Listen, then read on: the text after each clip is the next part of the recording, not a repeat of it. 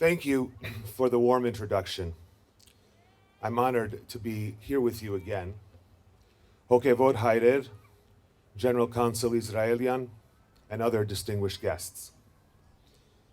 Last time I spoke to you from this stage 1 year ago, we were discussing an impending genocide in Artsakh.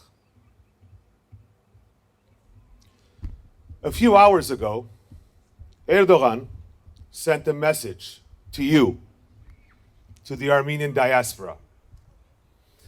That message spoke of a new world order, one which would usher in a new era of prosperity for the region. A world order full of peace projects and business deals that Turkey has planned for the Turkic world, for Azerbaijan and the Caucasus. A new playground of prosperity in which he may even let Armenia play. But there's a small problem, and that problem has everything to do with you. It has everything to do with your memory, and it has everything to do with your truth. It's time to abandon these baseless memories, Erdogan said. It's time to abandon these fictional historical narratives that are disconnected from reality, is what he added. Of course, those baseless memories, his fictional historical narratives, are the mass graves at Deir Zor. They are the seas of orphaned children. They are raped mothers and branded sisters. They are the sold and the slaughtered, the butchered and the beheaded, the killed and even the converted. And now, those memories are bleeding profusely on our living skin. An infant daughter obliterated by drone fire, shrapnel embedded into another child's head, Armenian boys wrapped in an Armenian flag, duct taped and executed, point blank, bodies mangled, bodies burned by phosphorus, corpses stacked in hallways, blood-soaked hospital walls, parents pounding on doors in Republic Square, begging for word of their sons, begging for even word that he is dead. And there's more. Armenian POWs and hostages silently screaming for help. Armenian schools within striking distance of Azerbaijani military posts. A nation standing on the brink of destruction again. Nothing is immune from desecration. Not our history, not our churches, not our symbols, not our cemeteries, not our children, not even the memory of the Armenian genocide. You see, according to Erdogan, the diaspora, you, have enslaved Armenia in darkness and in lies. And so, now, all will be questioned. Every national story rewritten. Every national hero maligned. Every national truth labeled a lie. An entire nation will be reduced to a cardboard cutout. The edges cut again and again, piece by piece. And they'll create new stories for us, new memories for us, new historical narratives for us. And we'll let them write those stories for us. We will. Because we want to play in the playground, don't we? Because those stories will be delivered for our signature at the barrel of a gun And in surrendering the pen of our story, we will surrender to tales crafted by others. Fairy tales we know, or should know, are fabrications. You see, they've already started writing those new stories. We let them. We let them convince us of stories that were not true, stories that could not have been true. And in doing so, we jeopardize the future of the Artsakh Armenians and indeed the fate of our entire nation. We embraced these falsehoods that they created for us. We even attempted to weave them into the fabric of our collective consciousness. And I think in doing so, we betrayed ourselves. We perpetuated some disgusting form of self-deception. And as we drift away from our national consciousness and our national truths, we are awakening to see ourselves dismantled, divided, destroyed, and endangered. So this is what I want to talk about with you today. The narratives that have been crafted and served to us.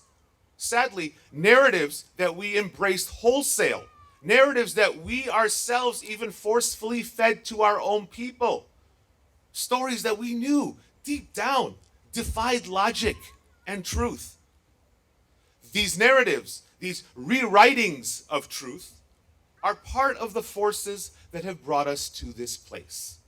This reality that the Armenian genocide is not yet over, and that the destruction of the Armenian people is not yet complete. The Artsakh integration narrative. You may remember this story. The international community told Yerevan that if it would just lower the bar on Artsakh and speak about the Artsakh Armenians from the perspective of minority rights, not as a people with the right to self-determination, but as a minority in Azerbaijan, that they would integrate and live peacefully with rights and security in Azerbaijan. This was the first false narrative introduced to us after the 2020 war. Washington and Brussels presented this integration plan as a dignified solution to the Nagorno-Karabakh crisis. But if you just look deeper, you see the utter absurdity of the integration project. Indeed, the very criminality of it.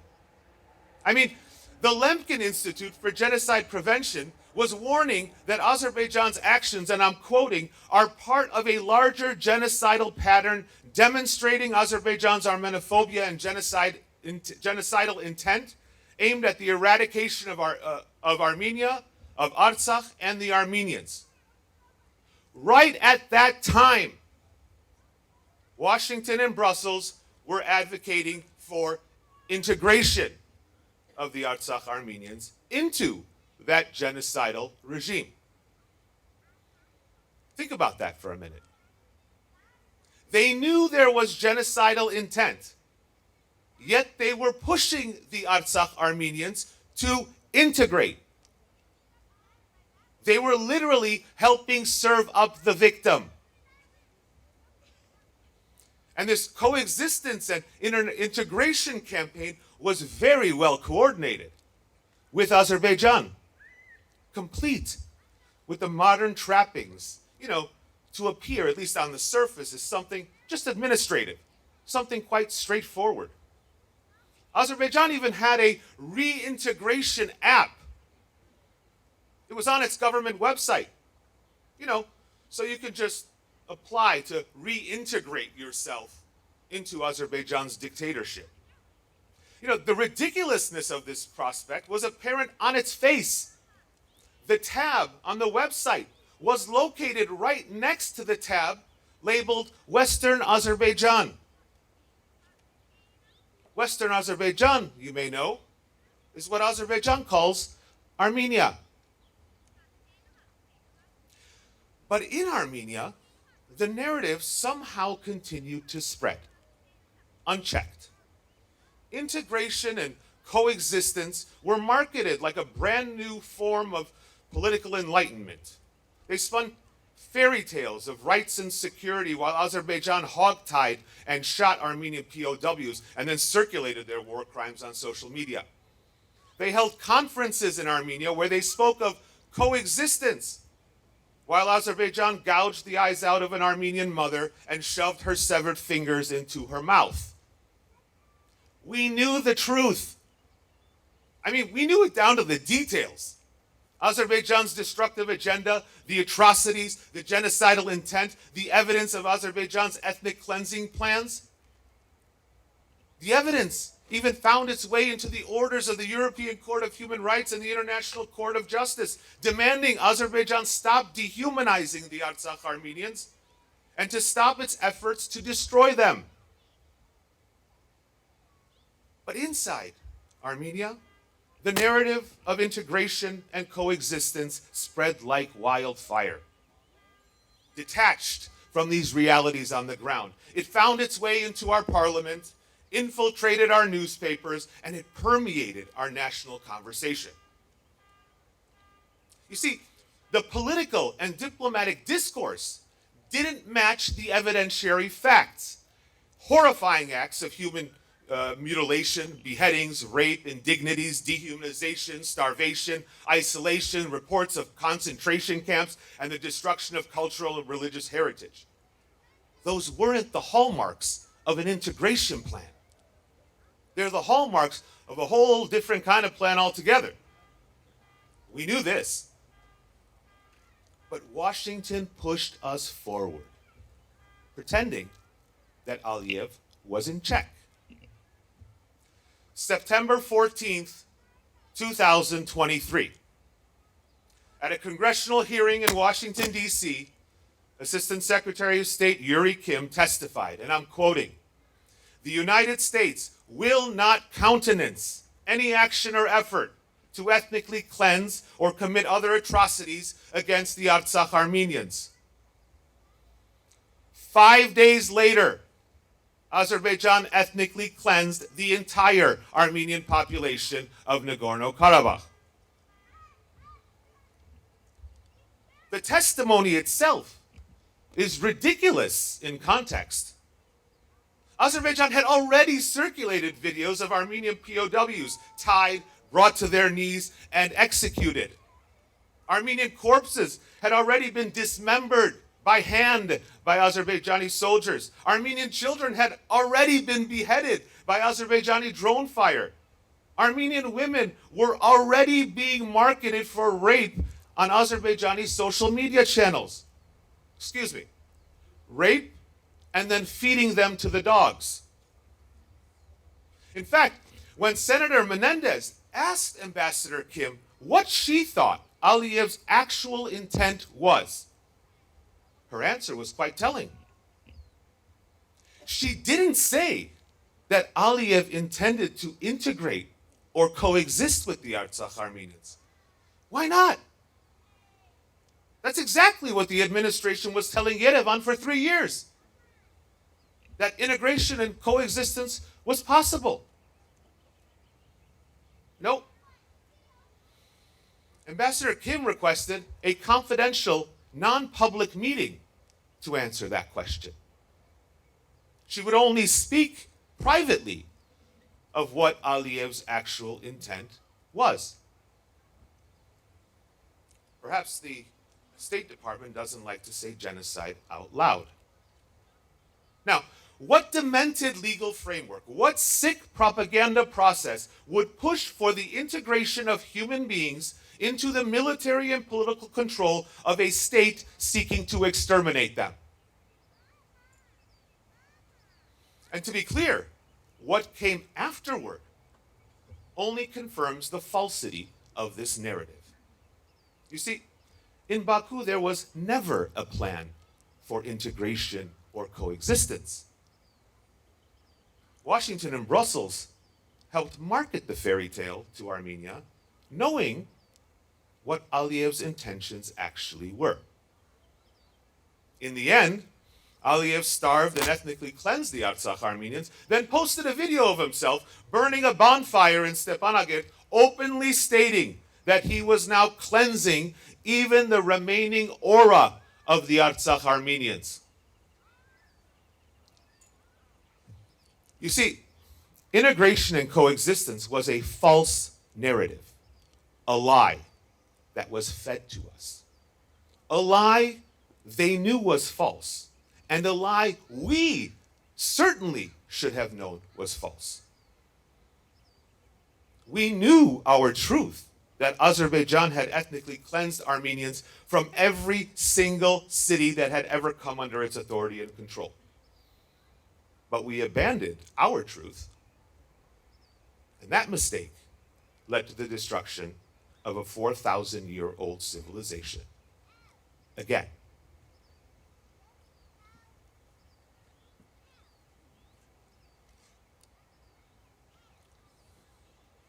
Another misleading narrative was Azerbaijan's claim that its territorial integrity mattered above all else.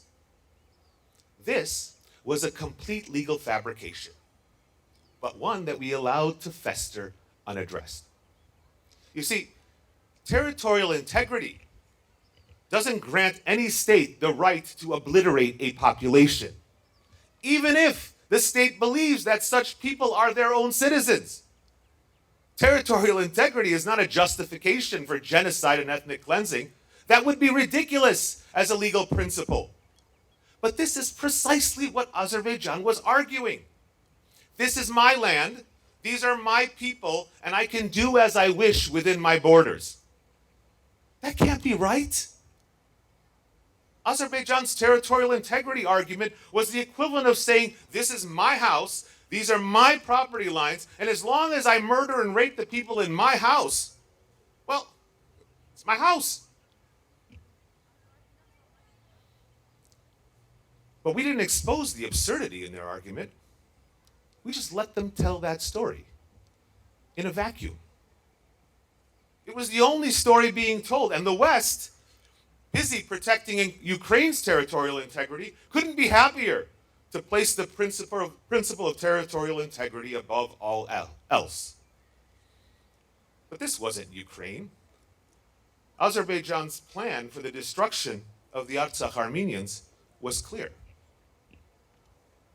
We had a counter-argument against Azerbaijan's claims: self-determination. We just chose not to use it. You see, contrary to what Azerbaijan keeps screaming, territorial integrity is not some sacred right. Under international law, it's not supreme to the rule of self-determination. It's not even on par with the law of self-determination. Territorial integrity is an operational rule. It's part of the rules of the road of the international community, like the speed limit, 35 miles per hour. That's a rule. That's a rule that should be followed by everybody, yes. It should be followed during the day, it should be followed at night, always. It should be followed by everybody. Except, that's not actually true, is it? When you're rushing a dying relative to the hospital, the speed limit doesn't matter anymore, right? When you're driving your child away from a shooting incident, the speed limit doesn't matter, does it? Cars pull over for the ambulance. Police even escort you as you speed through the streets and the school zones. All of a sudden, it's not the speed limit that matters, but the life you are trying to save. You see, the speed limit is the rule until there is a life-threatening emergency. Then the speed limit is not only meaningless, it's purposely and completely cast aside to save human life. Territorial integrity is the speed limit under international law, one of the rules of the road. But when a state is intentionally seeking to destroy human beings, a 4,000-year-old civilization from its roots, after a 44-day war murdering thousands, blockading them for 10 months, starving them and isolating them from the world, and then attacking them again with a fascist military intent on committing war crimes and atrocities, well, that's an emergency. That's when the speed limit doesn't matter anymore. That's when the cars pull over for the ambulance, when you get to speed over 100 miles an hour in a school zone. When the intent to commit genocide, when acts of genocide are actually underway, it's not territorial integrity that matters. It's self-determination that's required. But we didn't tell that story. We stayed silent on the issue of self-determination, just as our friends in Washington and Brussels told us to do. They had already convinced Yerevan to adopt that minority rights narrative for Artsakh, insisting Armenians could safely coexist within Azerbaijani borders as a minority. And you know what? Surprise. Minorities don't have the right to self-determination. By convincing Armenia to lower the bar on Artsakh, Washington and Brussels had already preordained the outcome. It was death or displacement for the Artsakh Armenians, not self-determination. By agreeing to lower the bar, Armenia bought into the wrong narrative. Armenia forfeited one of the key legal mechanisms by which to combat genocidal regimes, the right for a targeted people to exercise their right to external self-determination. After the 2020 war, Armenia stopped speaking of the self-determination for the Artsakh Armenians, completely stopped. And in return for this rhetoric, indeed, this devastating concession, Armenia received neither peace nor security. You see, we abandoned our truth for a story created for us. We knew the Artsakh Armenians are a people with the right to self-determination, and they could never live in security under the authority and control of Aliyev. Yet despite this truth, we lowered the bar on the urging of Brussels and Washington. We bought into the fairy tale, and the entire Artsakh Armenian civilization was destroyed. And now we will be forced to watch Azerbaijan raze our millennia-old presence to the ground. I really don't think there's much room left for lies and false narratives that do not correspond to the truth, to our truth. And I'm especially concerned about this last false narrative I want to discuss.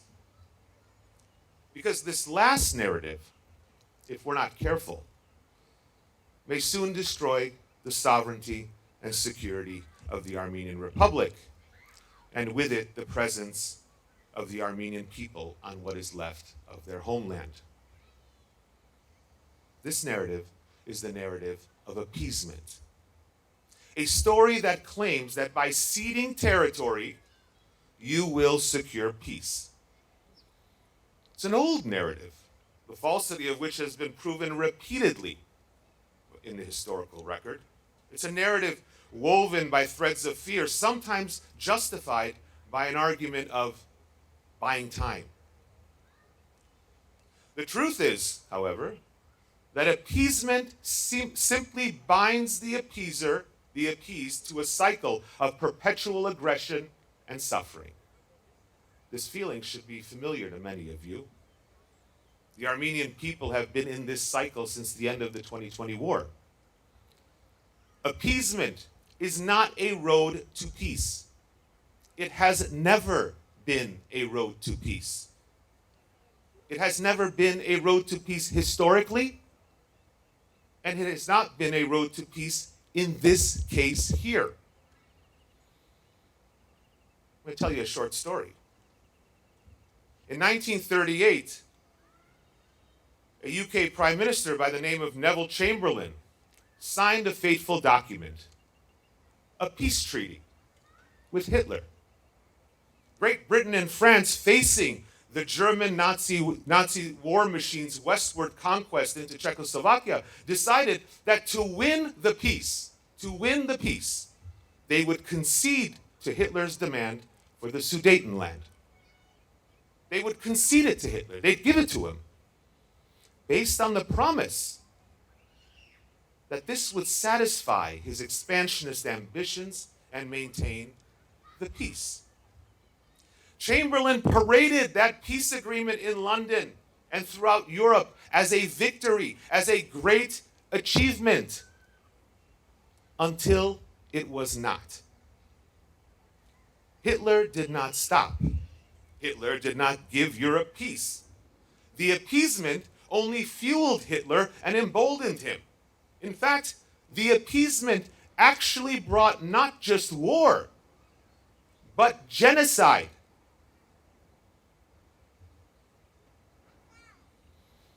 As history goes, Churchill unseated Chamberlain. And he said it best when addressing the expansionism of Hitler. He said, "An appeaser is one who feeds a crocodile, hoping it will eat him last." We know the truth. These concessions have not brought peace. They will not bring peace. Yet today, we find ourselves in Tavush on Chamberlain's peace agenda, feeding the crocodile yet again, conceding more villages. And the result? Not peace.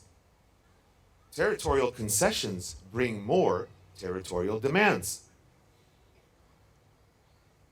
And after Yerevan's announcement of the unilateral concession of the Tavush villages, what do you think we got?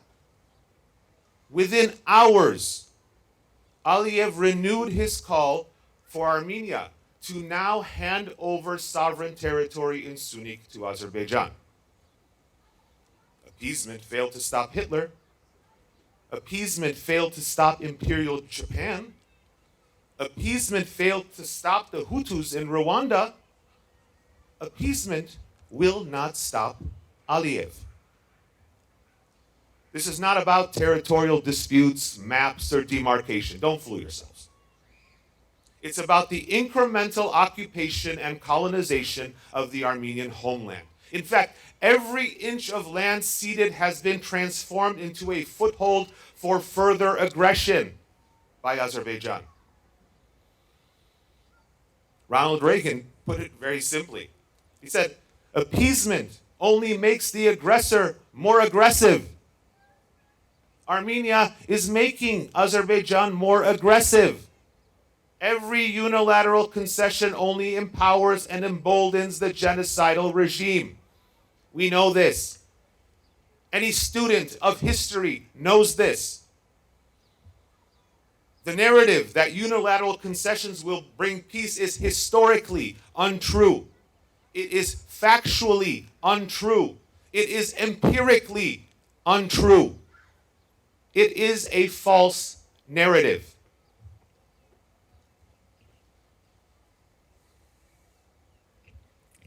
This is not 1915.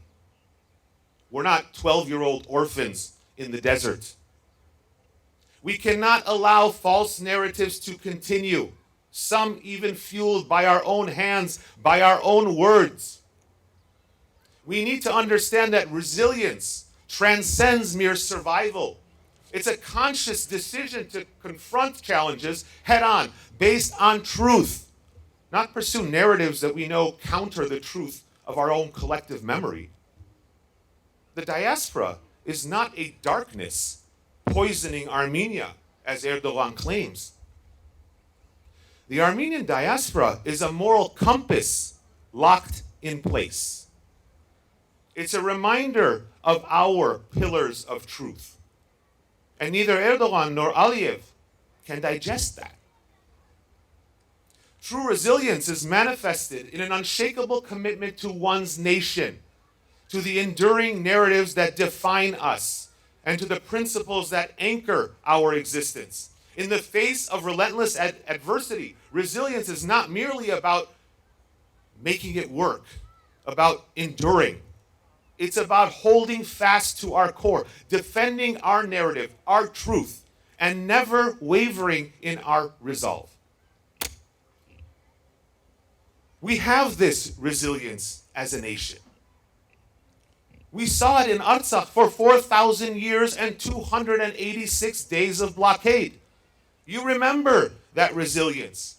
More than 75,000 Armenians from Stepanakert alone amassing in Republic Square, unfurling the Artsakh flag amidst the paralyzing blockade. Malnourished, but magnificent. Blockaded, but bold. Surrounded, but cemented. You remember that feeling. It made you proud. It made you feel dignified as an Armenian. We see that resilience today in the young boys that are protecting the Armenian corridor of Jerusalem, now for over 175 days, facing attacks by armed settlers with automatic weapons and attack dogs. They have refused to move an inch. These boys are our moral light, young men who know their place in history. They have taken control back of the Armenian land by sheer will, by sheer commitment, by sheer persistence. The settlers are armed. We're not. Yet we control the property now. The young men in Tavush refusing to be gaslit by the false narrative that somehow living under the nose of a fascist Azerbaijani military force is a good thing. My God, an old Armenian grandmother blocking a highway so that her land, her dignity, is not subject to the sniper scope of an Azerbaijani soldier. The Archbishop of Tavush standing firm with his flock at the foot of a centuries-old church, fighting to prevent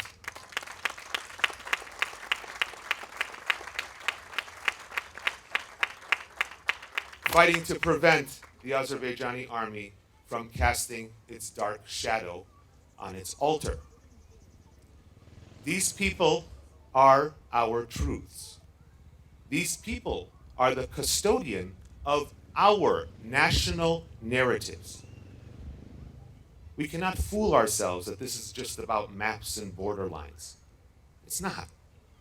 We can't pretend that this is just about diplomacy and negotiations. It's not. And we definitely cannot make believe a fairy tale that this is about peace. It's not. Genocidal warlords do not stop at a peace treaty. We must tell the story we know is true. Aliyev committed genocide against the Artsakh Armenians. Aliyev seeks to destroy the Armenian people. Turkey helped him do it and is helping him do it right now. And remember, we will always be a threatened people. All great people are a threatened people. That's because all great people have national history, have a national heritage, have a national identity, have national convictions, have national dignity. Because all great people have a national story. And nobody is allowed to take that story from us. Nobody is allowed to make us stop speaking our truth. And nobody ever should be allowed to speak our story instead of us. We are not a cardboard cutout. Resilience demands more than just endurance. It requires a nation to assert its control over its own narrative. The Artsakh Armenians have a right to return to their indigenous homeland. That's the truth.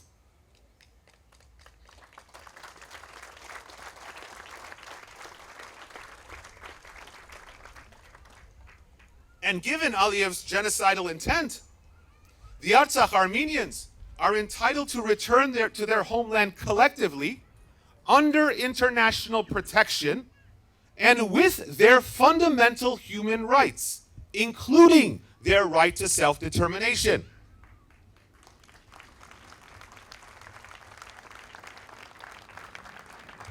Armenian border villages from Sunik to Tavush have the right to be free of Azerbaijani military control and oversight.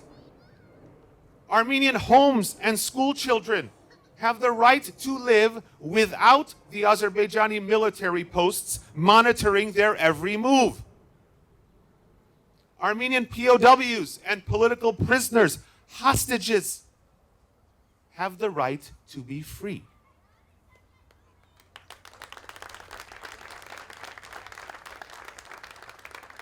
And when we start speaking our truth without fear, we will gain strength and we will reclaim dignity. I assure you, we will gain true national unity and we will finally take hold of our own national destiny and free ourselves from this cycle of genocide that has consumed us for more than a century.